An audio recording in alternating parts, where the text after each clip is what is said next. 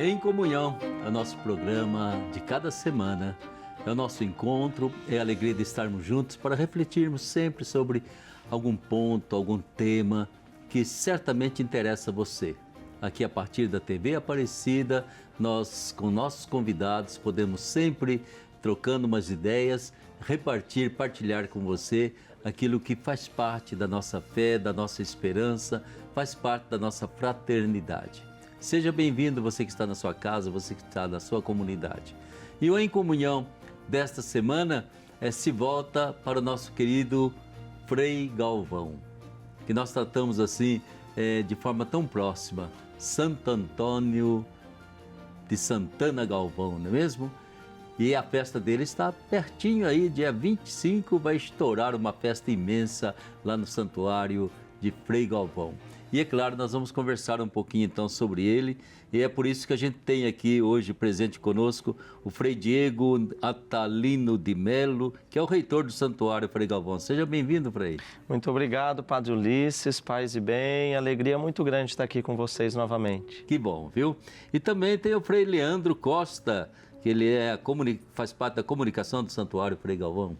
Paz e bem, Padre, paz e bem aqueles que nos assistem nesse momento. Um prazer estar contigo aí nessa manhã. Paz e bem para todos nós, paz e bem para todos vocês que estão conectados conosco. E nós vamos iniciar então o nosso programa sempre com um texto, um card bíblico que nos vem de São Mateus, capítulo 5, versículos 7 e 9. Preste bem atenção. Felizes os misericordiosos, porque conseguirão misericórdia. Felizes os de coração puro, porque verão a Deus. Felizes os que promovem a paz, porque Deus os terá como filhos. Aí, Frei Diego, esse texto bíblico repercute no seu coração, e você acha que repercutia também no coração do Frei Galvão? Com certeza, ao ouvir este texto, o meu pensamento se volta diretamente a Frei Galvão. Sim. Porque ele foi o grande homem também da misericórdia. Frei Galvão, uma das suas atribuições durante boa parte dos anos que ele viveu em São Paulo, no convento São Francisco, foi a de ser o confessor daquele convento. Sim. Era uma função dada para frades que se destacavam exatamente no exercício da misericórdia. Como nós sabemos, o sacramento da reconciliação é a grande expressão da misericórdia. E as pessoas acorriam, buscavam se confessar, conversar com Frei Galvão, porque sabiam que ele era a expressão dessa misericórdia de Deus. Foi nisso que nasceu o grande cuidado dele para com as concepcionistas. Sim. Na época, uma irmã teve uma experiência com Deus em uma revelação de que ela deveria fundar um recolhimento de mulheres a serem consagradas. Frei Galvão foi escolhido para ser aquele que ia discernir justamente essa experiência dessa irmã Teresa, era carmelita, e nessa tarefa de escutar, de ser misericordioso, foi que Deus colocou ele nessa missão, e depois ele funda o Mosteiro da Luz nessa missão de misericórdia, de escuta das pessoas necessitadas.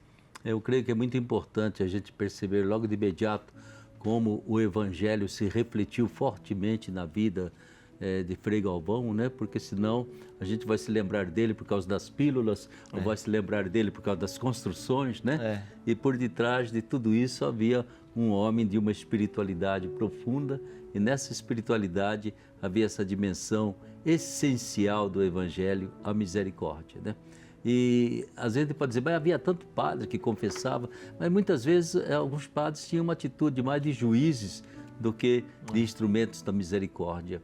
E é exatamente nesse aspecto que muitas vezes a igreja se perde, né? Ou os ministros se perdem, né? Sem perceber, eu sou instrumento da misericórdia de Deus, da bondade de Deus. Mas vamos olhar um pouquinho então, recordar um pouco essa Frei Galvão, que a gente chama primeiro santo brasileiro é real, porque nós temos um bocadinho de santo já, não é só ele não, né? Tem o nosso Padre Cheta. Temos, né, a Santa Paulina, ou a Madre Paulina, né? Ela foi a primeira santa a ser canonizada, né, aqui do Brasil, mas ela era italiana, de nascimento italiano, Sim. claro, viveu a vida dela aqui no Brasil, então foi a primeira a ser canonizada. Mas o primeiro natural do Brasil, o primeiro brasileiro, né? E para nós aqui que estamos no Vale do Paraíba, ao ladinho, né, do Santuário de Aparecida, aqui desta terra, é Frei Galvão, né? Então, para nós é sem dúvida um motivo de grande alegria, depois de praticamente 500 anos, né, mais de 500 anos de presença católica aqui, de uma evangelização que aconteceu.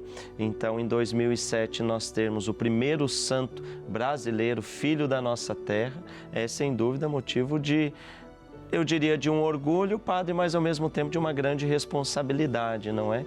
Porque se Frei Galvão alcançou as honras dos altares, é para mostrar que todos nós também, filhos desta terra, podemos ser santos, né?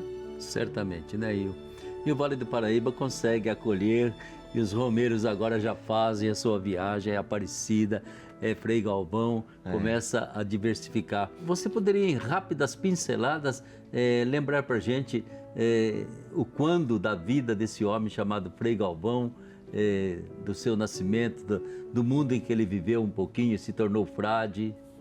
Frei Galvão, ele nasceu em 1739, em Guaratinguetá. 1739. É o ano do seu nascimento. 18. Em Guaratinguetá, pais voltados à vida da igreja participavam na Matriz Santo Antônio.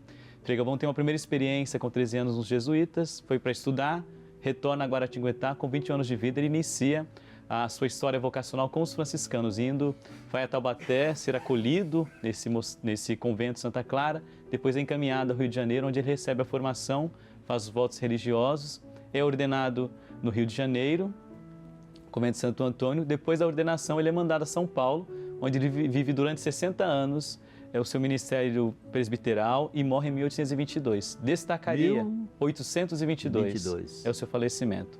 E o seu ministério é marcado por sua devoção à Imaculada Conceição. É um santo puramente mariano. Sim, ele traz então já no século da proclamação do dogma, ele traz assim no fundo do coração esse amor à Imaculada Conceição. E a forma mais concreta, padre, de dizer da sua defesa ao dogma da Imaculada Conceição são as pílulas da fé, que traz justamente uma invocação à Imaculada Virgem Maria. Então a forma piedosa e pastoral dele de dizer do dogma foi as pílulas da fé. É interessante, né? São certas, assim, percepções que somente santo pode ter, né? Inventar um bilhetinho. Criatividade pastoral, né, padre? Criatividade pastoral. E elas continuam ainda sendo um sinal ou um sacramental até o dia de hoje, Sem dúvida. Quanta gente que vai atrás dessas pequeninas pílulas, às vezes nem se percebe que dentro dela está a invocação à Imaculada Conceição, né? Quer dizer, não é o papel que interessa, mas é aquela invocação que é feita, né? E uma invocação que brotou do coração de Frei Galvão. Eu acho que isso é muito importante, né? E primeiro santo brasileiro, então, minha gente, há muitos outros santos e há lugar também para nós nos tornarmos santos, viu? Mas mártires também nós temos no nosso santoral brasileiro. Agora, é tão importante perceber que o santo é sempre um caminho, né, Frei? Exato. Santo não é para ser venerado, vai ser uma bonita festa, mas ele é principalmente um caminho, né? Aquilo que eu sempre me lembro de Santo Agostinho, se ele conseguiu, se ela conseguiu, por que é que eu não consigo ser santo, né? Esse caminho de São Frei Galvão, tem alguma característica que a gente pode dizer assim, olha, esse é um caminho que é possível para todos nós? Padre, Frei Galvão, ele é um santo assim que tem muito a nos ensinar. Sim. Dentre tantas coisas, eu destacaria essa conciliação entre a vida de ação e a vida de oração, tão própria nossa, do nosso carisma franciscano. O Frei Galvão, que ao mesmo tempo passava horas em oração, Sim. o Frei Galvão que tinha uma piedade, uma devoção a Nossa Senhora tão grande, um Frei Galvão que passava horas num confessionário acolhendo, abençoando o povo, era um Frei Galvão que colocava a mão na massa, era um Frei Galvão que trabalhou como pedreiro, que levantou paredes, era um Frei Galvão que se colocava também em diálogo com a sociedade, né? Então, para mim, esse é um aspecto que é bastante forte, a gente conjugar a vida de piedade, a vida de oração com uma vida ativa. Depois, um outro aspecto, eu acho que é essa criatividade pastoral de Frei Galvão. Sei. Ele era incansável no fazer o bem. As pílulas são a expressão disso, né? Um rapaz com uma crise renal manda chamar Frei Galvão. Frei Galvão naquele dia não podia ir. Frei Galvão poderia ter dito, olha, não posso, agenda cheia, tenho muito compromisso, não dá. Mas não, o caminho de santidade dele ensina que quando a gente quer fazer o bem, a gente sempre acha uma forma, um jeito. E aí foi essa forma, na simplicidade franciscana dele, pegou um pedacinho de papel, escreveu a oração e disse, olha, eu não posso ir até a casa desse rapaz, mas diga para ele tomar, engolir esse papelzinho com essa oração e rezar a Nossa Senhora. A simplicidade, o desejo de Frei Galvão de se fazer presente, de ajudar, de levar a bênção de Deus foi tão grande e a fé deste rapaz também foi tamanha que aquele papelzinho se tornou um canal da graça de Deus. Então eu olho para Frei Galvão como um frade franciscano muito criativo, um frade franciscano incansável no fazer o bem, no ajudar as pessoas, e fica, eu acho que para todos nós, este grande ensinamento, né? Que quem não quer, não é, padre, sempre acha uma desculpa. Certamente. Não posso, estou ocupado, não tenho tempo, não sei fazer, ou alguma desculpa. Quem quer sempre acha um jeito. Até a gente costuma dizer assim, que se você quiser pedir alguma coisa, deve pedir para uma pessoa mais atarefada, não é? É verdade. Porque ela vai encontrar uma forma. E Frei Galvão foi esse, sempre aberto, criativo e sempre pronto a fazer o bem. E creio que ele foi também alguém sempre em saída. Exato. Né? Alguém sempre nunca acomodado, tranquilo, no seu cantinho, né? Vou rezar, não. Alguém em saída, alguém preocupado, alguém sensibilizado diante das necessidades do povo, né? Como você disse, e não me chama para dar a unção dos enfermos, para dar sacramento, para isso, não. Me chama para ir atender um doente, pois bem, não vou, vai um papelzinho no meu lugar. Sem dúvida. Eu acho que é muito importante e muito atual, né? Porque com que facilidade nós, sacerdotes, nos prendemos à nossa burocracia. Tem que rezar missa, tem que fazer isso, tem que fazer aquilo, e na hora que eu puder escapar, eu escapo, né? E não faço mais nada. E ele ia ao encontro, ele saía. Exato. E isso eu acho que é muito importante, aquilo que o Papa mais insiste conosco, com todos os leigos, né? Sair, ir ao encontro, essa proximidade de quem precisa da gente e não apenas um funcionário que do cumpra sagrado. seu dever do sagrado, né? Não é Exato. só isso, né? E agora vamos entrar, Frei, nós estamos aí prontos, né, mesmo para celebrar a festa. E que tema está rodando nessa festa? Nós estamos já na metade, vamos dizer assim, da nossa novena, nos aproximando do dia 25, e neste ano nós escolhemos em comunhão com a Igreja do Brasil, né? E em comunhão também com aquilo que foi celebrado aqui em Aparecida, o tema vocacional, né? Ah, sim. Então, queremos aprofundar, estamos aprofundando ao longo desses dias da novena a vocação e a missão de Frei Galvão, né? Exatamente dentro do seu coração ardente que colocou os seus pés a caminho, que é o grande tema para a Igreja do Brasil nesse ano, vocacional, e que nós, ao longo da novena, estamos aprofundando diferentes aspectos vocacionais de Frei Galvão. A sua vocação, o seu chamado, a santidade, a conversão, Frei Galvão e a vocação à misericórdia, Frei Galvão e a vocação à defesa da vida. Então, diferentes ângulos, vamos dizer assim, ou diferentes aspectos da grande vocação de Frei Galvão, que é, claro, a nossa vocação comum chamada santidade. Mas até onde esse espírito franciscano, que foi o espírito de Frei Galvão, realmente se manifesta, digamos assim, nessa temática vocacional, não é mesmo? Até onde eu posso dizer, eu tenho um espírito franciscano, né? Que a gente resume passe e bem, né? Mas e que não depende de eu estar com hábito ou não, eu sou franciscano.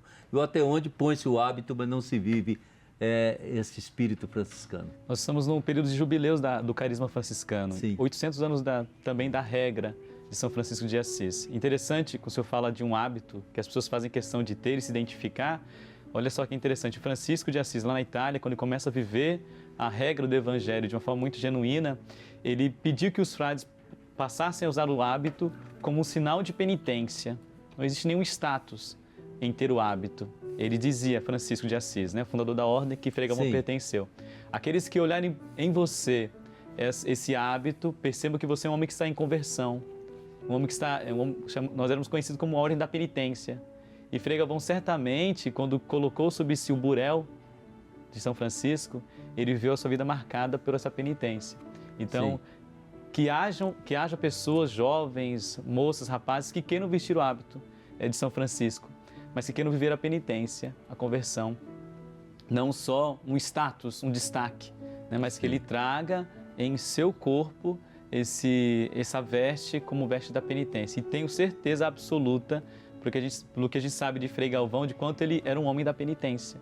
Era um sinal de Deus. Até porque, enquanto o Frei Diego falava dessa presença dele, e o senhor também evidenciou, ele passou a povoar o pensamento das pessoas e certamente as lembrava. É um homem da penitência, um homem de Deus. De modo que nós temos os dons extraordinários de Frei Galvão, que é a bilocação.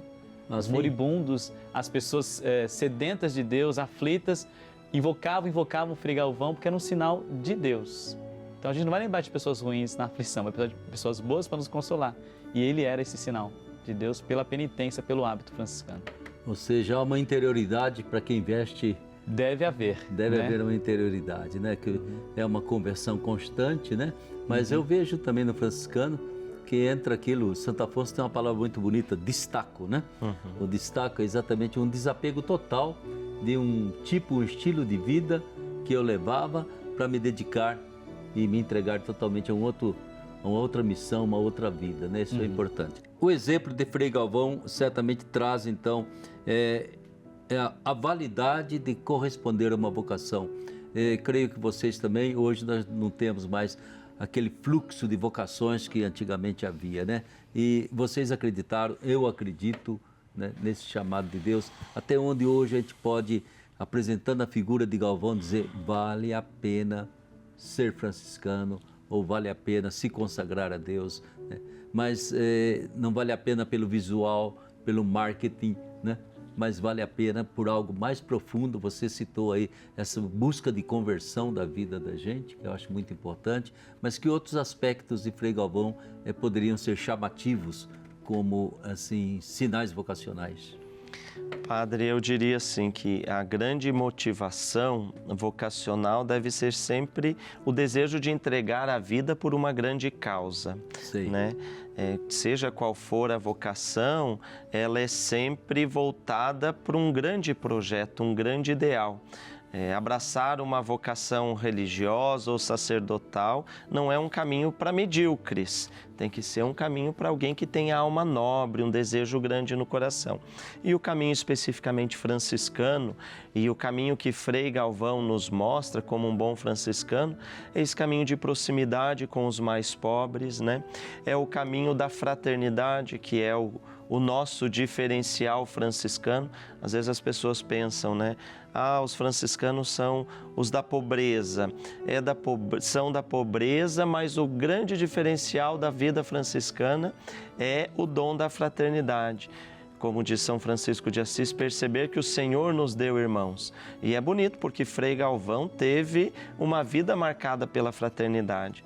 E isso, Padre Ulisses, eu acho muito interessante porque é também um outro aspecto. Às vezes a gente olha para o santo e esquece que ele estava inserido num contexto. Certamente. E foi a fraternidade, foi a vivência na fraternidade que foi formando, criando, forjando a sua santidade. Então, um jovem que sente no coração o desejo de viver em fraternidade, partilhar a vida com outros irmãos, seus confrades, que têm esse ideal de entrega de vida, né, por uma grande causa, uma nobre causa, Frei Galvão, sem dúvida, é um grande referencial e a vida franciscana é também um caminho de santificação, né? Certamente. É importante a gente sempre ter diante dos olhos, né, que um santo que é reconhecido pela Igreja, ele sempre mostra um caminho, um jeito de viver que é válido e é viável. É possível vivê-lo e ele é válido como caminho de vida, como existência humana pela vida toda, né? Então eu abraço aquilo porque eu amo, né? E como dizia, porque sou amado também por Deus. A minha resposta é exatamente essa. Mas esse aspecto de fraternidade é o grande desafio, né? Aliás, o Papa repete o tempo todo. Nós temos que nos tornar mais humanos e mais fraternos, né? Exato. E isso é para o mundo todo, para todas as congregações. E saber que isso é um desafio que não se consegue sem a graça, sem a força do Espírito Santo. Nós normalmente estamos sempre em disputas, né? Disputa para ver se um franciscano é melhor do que um redentorista melhor do que um franciscano. Aí brigam tanto que nenhum dos dois chega a ser santo. Mas o esforço da fraternidade, né? E uma fraternidade que nos purifique a conversão totalmente dos nossos preconceitos, das nossas arrogâncias, das nossas disputas e competições, e nos faz simplesmente ser livres para poder viver enfim, conviver e levar essa alegria, essa esperança que tinha São Francisco, tinha Frei Galvão, a todas as pessoas. Mas aí, outros pontos marcantes, eu gostaria que você olhasse um pouquinho agora, o que vocês sentem dos devotos de Frei Galvão? Como é que vocês identificam esses devotos de Frei Galvão? Olha, padre, os devotos que chegam no santuário de Frei Galvão e que procuram ele, têm, assim, alguns pontos em comum. Um deles é a ligação, claro, sempre por meio das pílulas. Sim. Este sacramental que, no fundo, realiza um grande milagre. E o maior milagre das pílulas é despertar a fé dentro das pessoas. Sim. Esse é o maior. Depois, os devotos procuram muito Frei Galvão, de modo especial as mães, as mulheres, pedindo a graça da maternidade. São muitos testemunhos que a gente recebe lá de mulheres que não conseguiam engravidar, ou a mãe veio pegar para a filha que há anos está tentando engravidar e não consegue, e toma as pílulas com fé e devoção e tem a graça de ter o bebê são e salvo, né? O segundo milagre o que levou Frei Galvão aos altares é exatamente relacionado a isso, a maternidade. O miraculado Enzo esteve, inclusive, há 2 semanas lá no santuário já, dando mais uma vez esse testemunho da graça. Então, quer dizer, são mulheres que vêm, né, buscar as pílulas e a fé, é claro, para conseguir a graça da maternidade. Frei Galvão, em um terceiro aspecto, é também o patrono da construção civil. Verdade. Porque ele, né, projetou e construiu o Mosteiro da Luz, e ele ganhou em 2002, então, esse título do Papa São João Paulo II como o patrono da construção civil. E é tão bonito, padre, porque o povo vai lá, Frei Leandro sabe, pedir a graça, acho tão marcante isso. Frei Galvão, me ajuda a construir a minha casinha. Frei Galvão, eu tenho o sonho de sair do aluguel. Frei Galvão, eu quero um lugarzinho melhor para minha família. E aí vão lá, pedem para Frei Galvão, que é o patrono da construção, levam às vezes a terrinha que nós temos lá, um tijolinho que nós temos, colocam no meio da massa, certo. No meio da massa do cimento ali, e lá na nossa sala das promessas, os ex-votos, está cheio de colher de pedreiro, chave, casas, o povo agradecendo. Eu consegui terminar a minha construção graças à intercessão de Frei Galvão. Então eu olho e vejo assim, o quanto Frei Galvão dá força para o nosso povo, às vezes simples, pobre, humilde, continuar lutando, trabalhando, enfrentando e construindo, claro, não só fazendo uma construção material, mas construindo um lar, construindo uma dignidade, não é? Exatamente, né? Eu acho que é bonito ver que o santo olha as necessidades, os direitos mais fundamentais de um ser humano, de uma família, né? Exato. Eu acho que isso é muito importante, né? Mas ele disputa, viu, com São Geraldo, essa história da criança. Ah, é? São Geraldo Magela também é bom para fazer nascer criança, você nem imagina. Mas é interessante, né? O bonito do santo é que ele tem o olhar voltado para o povo. Exato. O olhar voltado para o necessitado. E aquela casa que brota, que você estava dizendo, é uma casa que ela própria vai ser um sacramental para a pessoa. Exato. Brotou da oração ao Frei Galvão, né? Isso eu acho que é muito importante, né? Ou seja, nunca se vive uma graça simplesmente para tirar uma vantagem, né? Mas, de repente, provoca também a dimensão de fé na vida da pessoa que talvez não tivesse uma vivência tão forte, tão assídua como deveria ter, né? Mas agora, quais são os sonhos aí para o nosso santuário, Frei Galvão? Vocês devem estar sonhando fazer uma basílica como de Aparecida, como é que é, Frei? Nós temos muitos sonhos. O nosso sonho é o sonho do devoto de Frei Galvão, é o sonho da Arquidiocese de Aparecida, é o sonho da Igreja do Brasil. O primeiro santo brasileiro, ele precisa ter um destaque pela vida que teve, pelos favores que ele faz. O nosso sonho concreto é o futuro novo santuário, e a gente, com fé em Deus, fé nesse que é patrono dos consultores civis, isso vai acontecer. Mas nós temos convicções e, com muito pé no chão, a gente quer dar condições a esse atual santuário, que está lá no Jardim do Vale, na cidade de Guaratinguetá. Estamos batalhando para ter um espaço de boa acolhida. Hoje, nós temos uma nova realidade, que foi um desejo e já é concreto. Temos um espaço que antecede a Capela do Santíssimo, lá no Santuário de Frei Galvão, que é a capela que nós chamamos de Belém. Belém é lá em Guaratinguetá. Nós trouxemos de forma muito ousada, padre, a Porta da Humildade, que tem em Belém, que é o acesso, uma porta de 1,20 m, que o devoto hoje, ele chega, faz essa experiência de abaixar-se para encontrar com o Cristo que está lá nascido, né? Esse ano é 800 anos da encenação do presépio por São Francisco de Assis. Então, nesse jubileu, a gente colocou lá a Porta da Humildade, a imagem do Cristo de Belém e uma pedrinha da gruta lá de Belém, onde nasceu o nosso... Sim, temos um espaço. Então, a nossa convicção se dá nisso. Vamos adequar, construir o santuário, uma maior obra, mais exigente. Mas vamos colocar o pé no chão. O que a gente pode oferecer para o devoto hoje? Voltar ao santuário, e hoje destacaria nesse nosso programa, nessa oportunidade, dizer dessa Belém que é em Guaratinguetá. A portinha da humildade. A portinha da humildade. Tem feito sucesso. A porta da humildade que leva Jesus menino. Isso. Traz o menino. É uma portinha pequena de 1,20 m, a réplica daquela lá de Belém. E os peregrinos que chegam lá já estão fazendo fila, né? Tem a porta grande do santuário. Querem ir pelo lado porque ao abaixar-se, ao inclinar-se, você faz esse gesto de adoração para encontrar-se com o menino Jesus que ali está e com a relíquia de Belém. O mesmo gesto de adoração exige um gesto de humildade. De humildade. Né? Exato. E isso é importante. Olha só que coisa bonita que eles fizeram lá, né? E acaba sendo um gesto de profunda devoção, né? E diante do mistério da encarnação, que para São Francisco de Assis, né?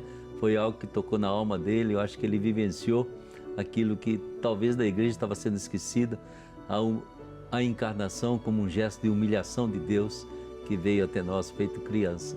Isso é muito bonito, né? Mas vai indo em frente já a construção, Frei? Vai. Nós começamos em julho de 2021 a primeira etapa das obras, né? É um terreno grande de 100 mil metros quadrados e essa primeira etapa, ela teve o lançamento da sua pedra fundamental, que foi exatamente o plantio de árvores.